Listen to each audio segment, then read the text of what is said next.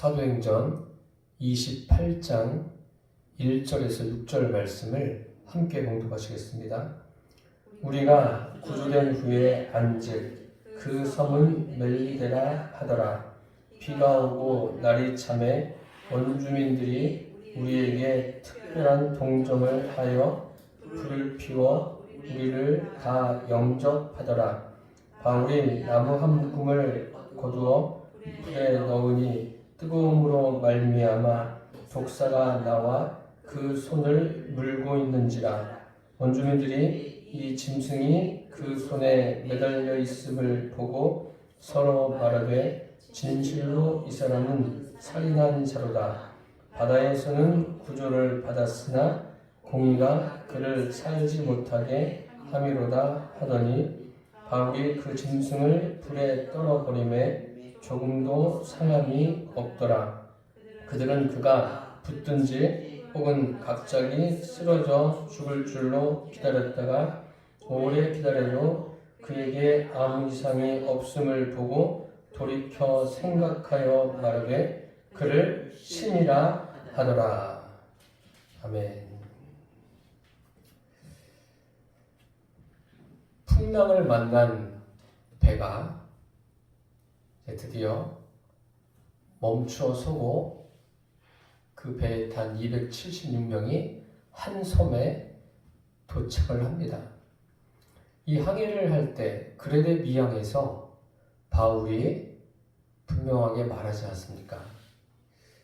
이번 항해는 화물과 배뿐 아니라 우리의 생명에도 큰 타격과 손해가 있을 겁니다. 그런데 백부장은 바울의 말보다는 선장의 말을 더 믿고 항해를 강행합니다. 그 항해를 시작할 때는 참 좋았죠.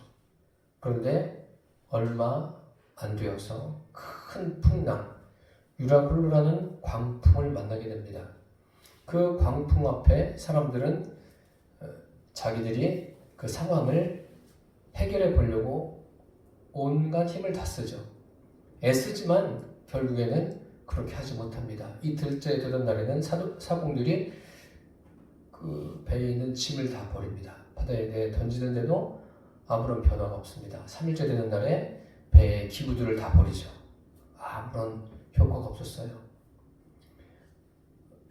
해가 빛을 잃고 별도 빛을 잃었어요. 칠흑 같은 밤이 계속됩니다. 무려 14일 동안 지속되는 가운데 그들은 구원의 영광이 다 없어졌습니다.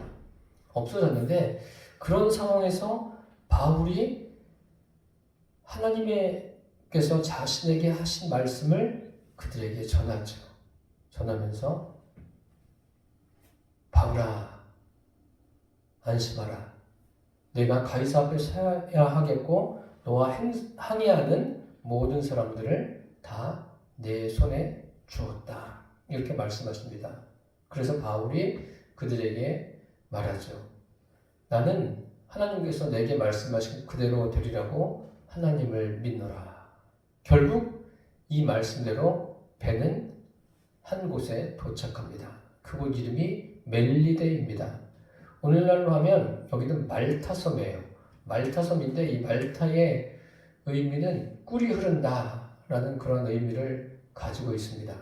이 섬에 도착했는데 도착해 보니까 그 섬에도 사람들이 살고 있지 않겠습니까? 그런데 그곳에 사는 원주민들이 이 사람들을 다 따뜻하게 영접하는 거예요. 그래서 불도 피워주고. 그러니 생각해 보세요. 14일 동안 큰 풍랑을 만난 사람들이 성경에 기록된 대로 구원의 여망이 다 없어진 사람들이에요. 그들에게 바울 말씀을 전해주고 그들과 함께 이제 이 섬에 오게 되었습니다. 그러니 비도 계속 내리고 얼마나 춥겠습니까? 그 춥고 떠는 사람들에게 불을 피워줬어요. 누가요? 원주민들이. 원주민들 참 대단한 사람이죠.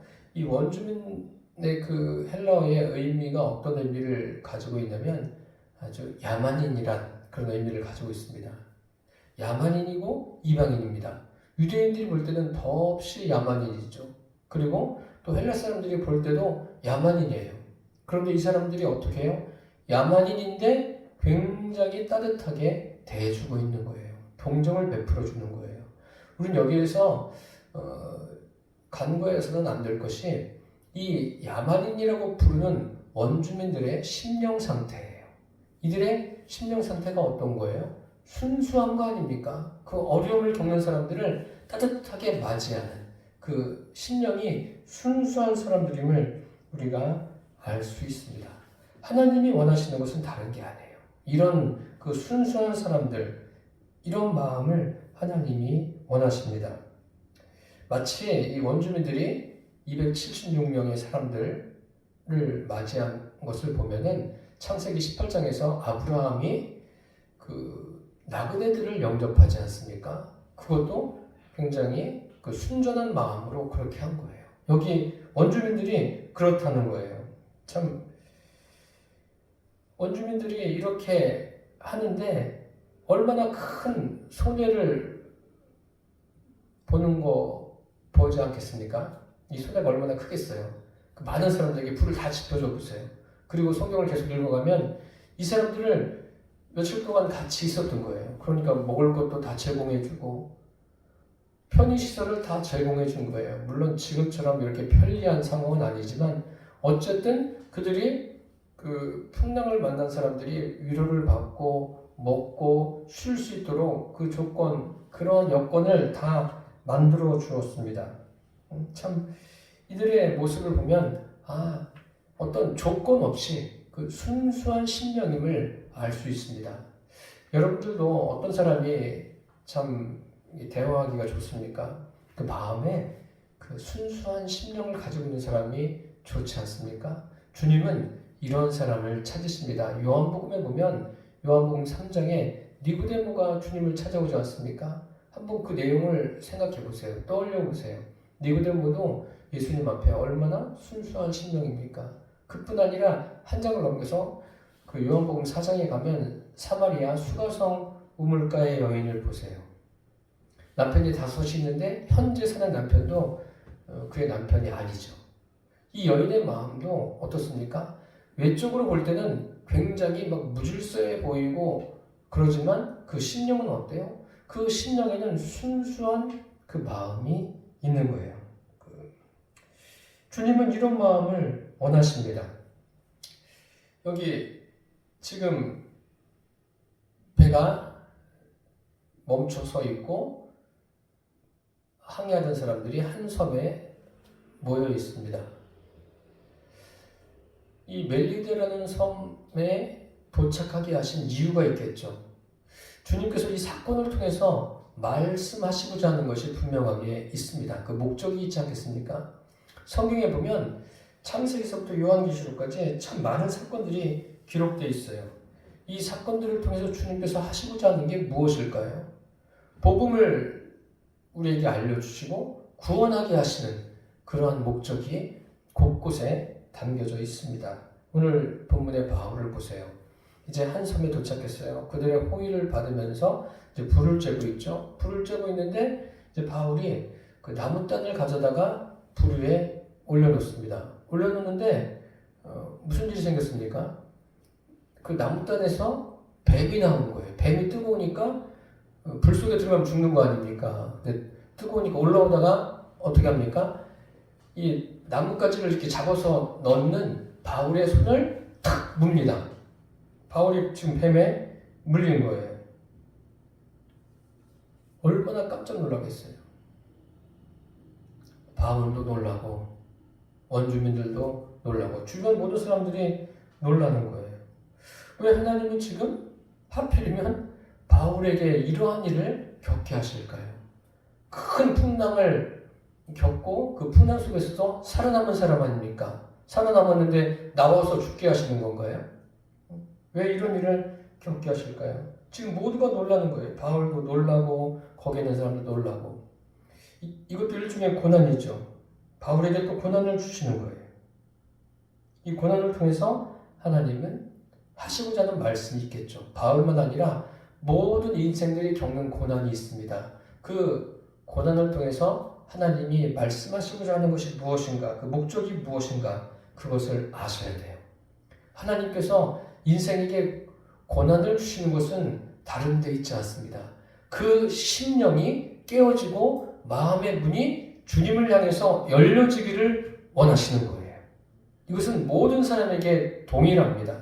그런데 우리는 어떤 사람이, 가까운 사람이 어려운 일을 겪으면 괜히 안타까워만 해요. 예? 안타까움만 있어요. 인간의 감정으로, 인간의 정으로만 그렇게 생각하는데, 물론 사람이니까 안타까움이 있겠죠. 그런데 그 안타까움보다 더 중하게 생각해야 할 것이 무엇인가 하면요. 하나님께서 믿지 않는 사람이라면 이 사건을 통해서 저 사람의 심령이 깨어지고 그의 마음의 문이 열려지기를 주님이 원하시는구나. 이것을 생각하고 그를 위해서 이런 부분에서 기도를 해야 돼요. 그냥 인간의 정으로만 자꾸 다가서려고 하면 거기에는 복음이 전해질 수가 없습니다. 그것을 그 고난에 대해서 말씀을 통해서 이야기해주지 못하겠으면 우리가 제대로 알고 기도하시기를 바랍니다. 그들의 심령이 깨어지고 마음의 문이 주님을 향해서 열려지게 해달라고 기도하는 게 맞습니다. 믿음의 사람들도 마찬가지예요. 믿음의 사람들도 많은 고난을 겪지 않습니까? 똑같아요. 그 심령이 더 주님 앞에 깨어지고 마음의 문이 주님을 향해서 활짝 열려지기를 기도하십시오. 서로를 위해서 이러한 부분에서 기도하게 되기를 바랍니다. 지금 이 사건도 그런 의미입니다. 바울이 뱀에 물렸을 때 원주민들의 반응이 어떻습니까? 원주민들이 즉각적으로 반응해요. 독사에 물린 것을 알고 있어요. 맹독성이죠. 독사는 독이 있는 거 아니에요. 그것은 사람들에게 치명적인 거죠. 그럼 물리면은 그 자리에서 바로 사망할 수도 있고 점점 시간이 지나가면서 독이 퍼져서 죽을 수도 있습니다. 이게 독사냐 아니냐 또 여러 가지 논란이 많습니다. 그런데 독사가 맞죠. 거기에 원주민들이 그것을 보고 독사인 걸 아는 거예요. 원주민들은 저 뱀은 독이 있는 뱀, 저 뱀은 독이 없는 뱀, 이것을 구분할 수 없겠습니까? 원주민들은 너무나도 잘 알아요. 그리고 이 사도행전을 누가 기록했죠? 의사인 누가가 기록하지 않았습니까? 그 당시에 의사들이 배우는 것 중에 하나가 뭐가 있냐면 그 뱀에 대해서도 배웁니다. 뱀에 그 독이 있는 뱀, 그런 것도 의사들이 또 배운 내용 중에 하나에 들어갑니다. 그러니까 독사가 정확한 거예요. 그래서 이 사람들이, 원주민들이 보고서 독사가 물었어요. 그것을 보고서 그들이 평가하는 거예요. 이 사람이 그 큰 풍랑을 만나서는 살았는데 이제 육지에 올라와서 뱀에 물렸다. 뭐예요? 이 사람이 살인자구나. 공의가 이 사람을 심판하는구나. 살인자이기에 이 사람은 이제 심판을 받는구나. 그렇게 이야기하는 거예요. 여러분 어떻게 생각하십니까? 사람들은 인과응보적으로 많이 접근하고 이야기합니다. 그 성경의 대표적인 게 뭐예요? 욥의 친구들 아닙니까? 욥이 고난을 겪는데 그 고난에 대해서 욥과 진지한 대화를 나눴습니까? 그런 게 아니죠. 먼저 와서 스스로 판단하고 그 욥에 대해서 정죄하는 내용들이 있지 않습니까? 대부분의 사람들은 그런 생각을 갖고 있어요. 이 사람이 무슨 죄를 지었기 때문에, 어떤 원인이 있기 때문에 이러한 결과가 있는 것이다. 그 대표적인 것 중에 또 하나가 요한복음 9장에 그 나면서부터 맹인된 사람, 이렇게 제자들이 보지 않습니까? 그러면서 예수님께 질문하죠. 이 사람이 맹인된 것이 자기 죄입니까? 부모의 죄입니까? 그 맹인된 원인이 그 자기 죄입니까? 부모의 죄입니까? 그렇게 이야기하는 거예요. 인과응보. 그래서 여기에 원주민들이 공의가 살지 못하게 했다. 물렸으니까 이제 곧 죽을 거라고 생각하는 것 아닙니까? 우리는 그 세상의 종교는 뭐예요? 인과율을 적용하는 거예요. 세상의 모든 종교는, 거기는 신도 없습니다. 그런데 기독교와는 달라요. 기독교는 무엇입니까? 오직 믿음이라는 신본적인 그 기준이 기독신앙의 본질이에요. 오직 믿음. 하나님이 기준이 되는 거죠. 그 인본적인 잣대로 판단하는 게 아닙니다. 만약에 여러분 이런 상황이 지금 바울이 다 자기 자신이 연출하는 거라면 어떻게 되겠습니까? 어떻게 했겠습니까? 바울이 뱀에게 물렸어요. 일반적으로 뱀에게 물렸다. 물리면 어떻게 되죠? 딱 물렸는데 가만히 있을 사람이 어디에 있습니까? 물리면 어떻게 해요, 선생님? 뱀이야! 하고 확 집어 던지든지 손을 어떻게 할 것 아닙니까? 그런데 바울은 지금 어떻게 하고 있어요? 가만히 있어요. 지금 이런 상황들이 자기가 어떻게 만들어내고 그런 상황이 아니에요. 뱀에게 물렸으면 막 당황도 해야 되는데 그런 기색이 하나도 없잖아요. 이게 굉장히 여러분 놀랍지 않습니까? 바울이 당황하지도 않고 담대하고 이상할 정도로 침착해요. 왜 이럴까? 이해가 되십니까? 지금 뱀에게 물렸어요. 이제 이 다음부터 많이도 기록되어 있지 않지만 이 다음부터 바울이 어떤 고난받는 내용은 없어요. 오히려 그곳의 추장 버블리오의 아버지를 치료해주고 거기에 있는 많은 병자들을 치료해주는 그런 내용들이 나오는데 이게 바울을 향한 하나님의 마지막 훈련이에요. 로마에 입성하기 전에 마지막 훈련이 뭐예요? 뱀에게 물리는 거예요. 이해가 되십니까? 무슨 말씀인지? 사실 바울은 이런 사람이 아니에요. 이런 뱀에게 물린 것을 보고도 이거 이제 죽겠구나. 사람인지라 두려워하는 마음이 생기겠어요? 안 생기겠어요? 생기는 게 맞는 거예요. 왜 맞냐면 바울은 믿음이 좋으니까 두려워하는 마음이 없지 않을까? 혹시라도 그렇게 생각하는 분들은 이제 정신을 차리셔야 돼요. 그렇지 않아요. 바울이 우리가 계속 살펴본 대로 사도행전에 보면 두려워할 때가 얼마나 많이 있어요. 전도 여행 때도 두려워했고 3차 전도 여행까지 마치고 예루살렘에 와서도 여러 가지를 겪을 때 두려워하니까 하나님이 뭐라고 말씀하셔요? 두려워하지 말아라. 담대하라. 이런 말씀을 여러 차례 말씀해 주지 않습니까? 그런데 지금은 어떻습니까? 뱀에게 물린 이 상황에서는 바울이 조금도 두려워하지 않아요.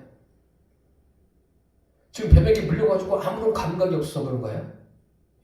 이제 곧 죽게 되니까 바울이 모든 감각이 이제 마비가 돼서 두려워하지 않는 걸까요?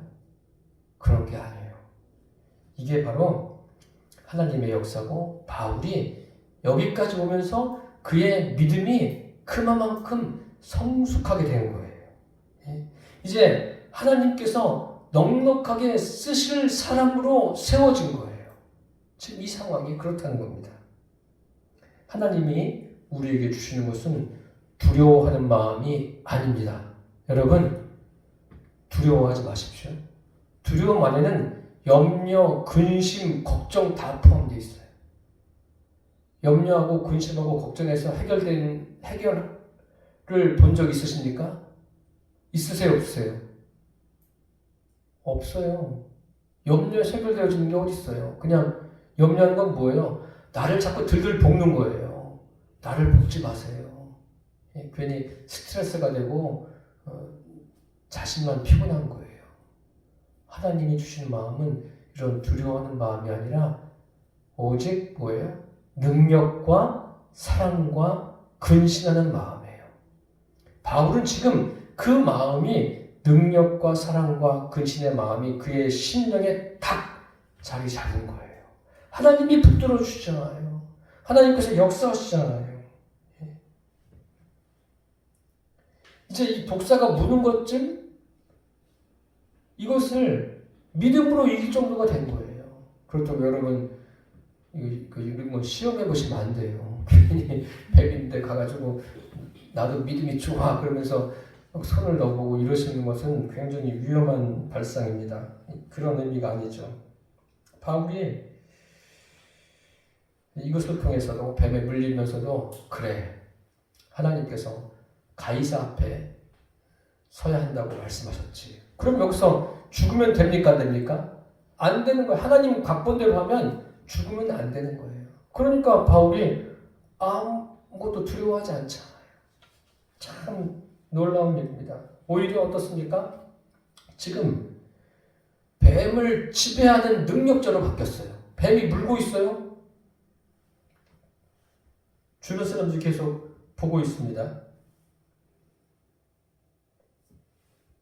그런데도 죽지 않고 가만히 있어요. 어떻게 해요? 손으로 툭툭 털어서 뱀을 불 속으로 던져놓습니다. 뱀에게 물렸는데도 아무런 문제가 없잖아요. 이게 하나님의 능력입니다. 하나님의 능력은 뭐 사람이 원한다고 해서 계속 나타나는 것은 아닙니다. 하나님이 필요할 때, 하시고자 할 때 역사하시는 거예요. 바울 같은 경우에는 자기 육체에 가시가 있지 않았습니까? 그것을 해결받지 못했어요. 그게 사라지지 않았습니다. 사라지지 않았는데 그것을 통해서 육체의 가시를 통해서 무엇을 깨닫습니까? 하나님의 계획하심, 왜 육체에 가시를 주셨는지, 왜 육체에 고난을 주셨는지 분명하게 깨달았어요. 내 은혜가 내게 족하다. 내 능력이 그 약한 데서부터 시작되는 것을 바울이 알게 되었습니다. 여기 지금 이제 바울이 뱀을, 자기 손을 물고 있던 뱀을 떨궈냈습니다. 이 광경을 보고 사람들이 더 놀랍니다. 놀라면서 어떻게 반응합니까? 여기 보시면 5절에 보니까 바울이 그 짐승을 불에 떨어버리매 조금도 상함이 없더라. 조금도 상하지 않았어요.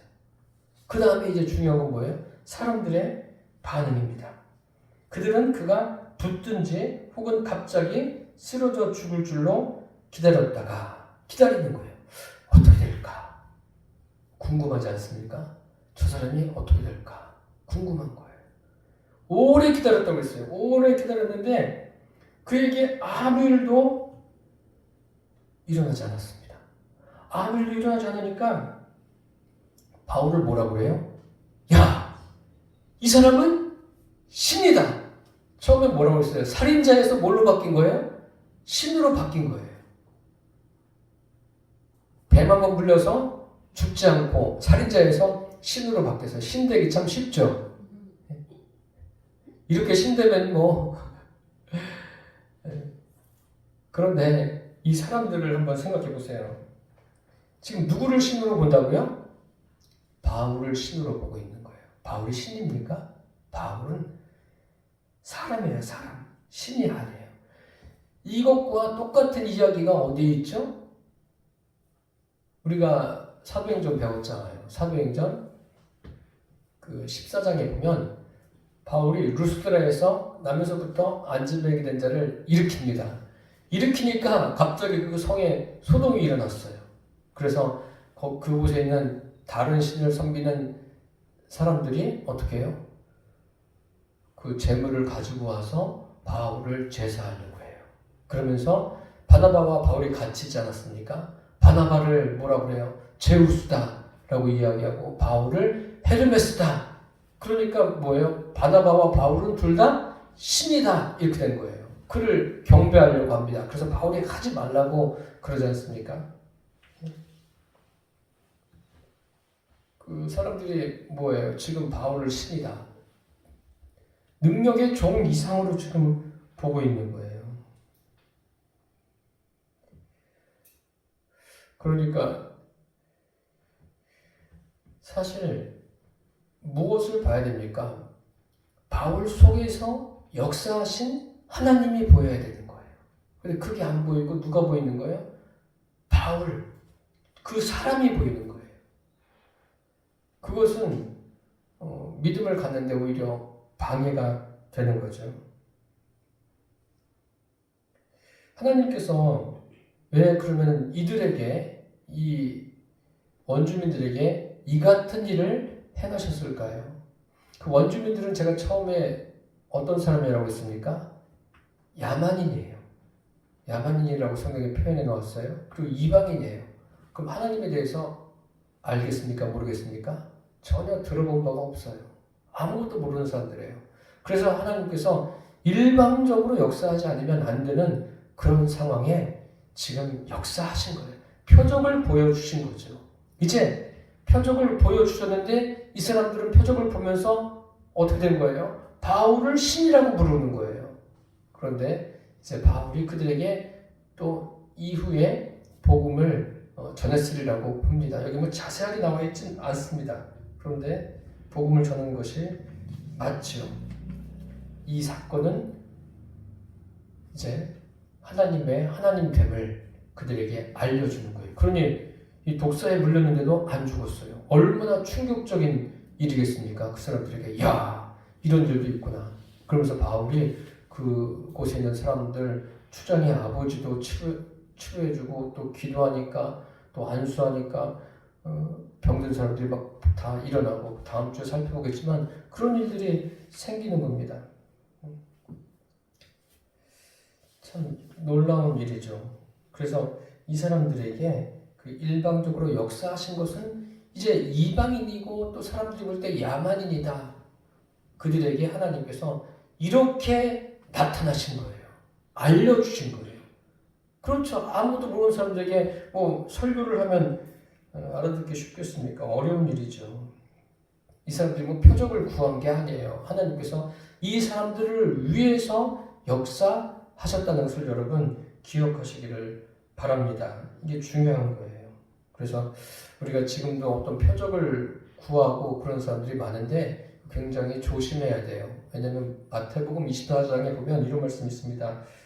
거짓 그리스도인과 거짓 선지자들이 일어나서 할 수만 있으면 어떻게 한다고요? 택하신 자들을 미혹한다. 이제 앞으로 그런 일이 더 많이 일어날 거예요. 그래서 저와 여러분이 더 깨어 있어야 돼요. 깨어 있어야 됩니다. 그 출애굽기에 보면 이스라엘 백성 같은 경우에는 무엇을 믿은 거예요? 이 사람들이 지금 바울을 신이라고 했잖아요. 하나님께서 그 출애굽하게 하시고 홍해를 건너게 하시고 그들이 먹을 것, 입을 것 다 해결해 주셨어요. 모든 것을 다 해결해 주셨어요. 그런데 그들은 누구를 믿었죠? 출애굽한 이스라엘 백성들은 하나님을 믿었습니까? 아니에요. 하나님을 믿지 않았어요. 누구를 믿었냐면 보이는 모세를 믿은 거예요. 모세가 이제 보이지 않자 그 다음엔 무엇을 믿습니까? 금송아지를 만들고 금송아지를 섬겼어요. 이게 사람인 거예요. 사람들은 보이는 것에 약하고 보이는 것을 믿음의 대상으로 삼으려고 하는 것이 강합니다. 믿음은 그런 게 아니에요. 믿음은 보이지 않지만 실제로 계시고 실제로 우리 안에 계신 살아계신 하나님을 믿는 게 믿음이에요. 믿음의 대상은 목회자가 되어서도 안 돼요. 그래서 저 어릴 때부터 그런 이야기 많이 들었어요. 어떤 능력을 행하는 목사님들을 능력의 종이다. 그 위험한 말입니다. 위험한 말이에요. 조심해야 될 말이에요. 잘못하면 하나님이 계셔야 될 자리에 누가 있게 되는 거예요? 사람이 있게 되는 거예요. 그래서 사람들이 하나님을 섬기는 게 아니라 누구를 섬겨요? 사람을 섬길 수 있는 그런 위험에 빠질 수가 있습니다. 그런 부분들은 굉장히 조심해야 합니다. 바울은 신이 아니죠. 바울은 신이 아니라 뭐예요? 표적을 행하는 그 대상이에요. 그러니까 그 원주민들이 표적을 행하니까 저 사람이 한 거구나 이렇게 믿는 거예요. 이게 굉장히 위험한 거예요. 그런데 이 부분에 대해서 이제 또 바울이 성령이 바울에게 역사하셔서 이런 것들을 잘 깨닫게 했겠죠. 여기 뭐 이제 병 고치는 역사들도 나오는데 그게 아니고 그냥 뭐 표정만 보여주고 병 고치고 그게 목적이 아니잖아요. 그들로 하여금 이런 사건들을 통해서 뭐예요? 그들의 심령에 살아계신 하나님을 영접하게 하는 것. 그래서 구원에 이르게 하는 것. 이것이 하나님의 목적이라는 것을 잊지 않게 되기를 바랍니다. 우리가 살아가는 이 시대는 앞으로 영적으로 혼란스럽게 만드는 일들이 많아질 거예요. 거기에 저와 여러분이 미혹되지 않게 되기를 바랍니다. 그러려면 항상 살아있는 이 말씀에 우리가 굳건하게 서 있어야 돼요. 말씀에 서 있는다는 것은 뭐예요? 이 말씀을 늘 가까이 하십시오. 말씀을 읽고 주야로 묵상하십시오. 묵상하셔서 여러 가지 사건들도 굉장히 많아요. 그 사건들을 해석할 때 이 사건을 주신 하나님의 목적이 무엇인가를 분명하게 알고 주님을 섬기게 되기를 바랍니다.